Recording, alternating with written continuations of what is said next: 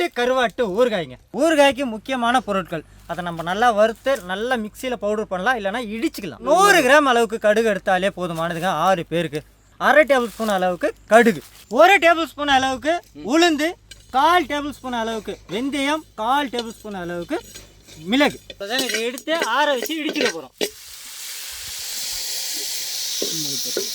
100 gram அளவுக்கு நல்லெண்ணெய்ங்க, 1 table spoon அளவுக்கு கடுகு உளுந்து கலப்பு, கடுகு உளுந்து சேர்த்து 1 ஸ்பூன், 1/4 டேபிள் ஸ்பூன் அளவுக்கு வெந்தயம், 1 டேபிள் ஸ்பூன் அளவுக்கு சீரகம், அடுத்து ஒரு 2 கொத்து அளவுக்கு கருவேப்பிலை, தாளிப்பு மிளகாய் ஒரு 20 மிளகாய், 150 கிராம் அளவுக்கு பூண்டு உரிச்சு சேர்த்துக்கிறோம். நம்மளுடைய பூண்டு பார்த்தோம்னாலே நல்லா வண்ணம் மாறி இருக்குங்க. 1/2 டேபிள் ஸ்பூன் அளவுக்கு மஞ்சள் தூள், 2 டேபிள் ஸ்பூன் அளவுக்கு காஷ்மீரி மிளகாய் தூள், ஜீரகத்தூளுங்க, சோம்பு தூள் 1/2 டேபிள் ஸ்பூனுங்க, ஒரு 2 எலுமிச்சை பழ அளவுக்கு புளி கரைசலுங்க,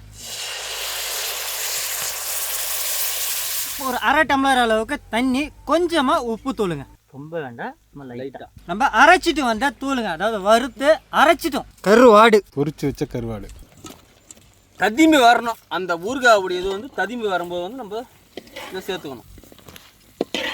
அவ்வளோ அருமையாக இருக்குது, டேஸ்ட்லாம் சும்மா அள்ளுது.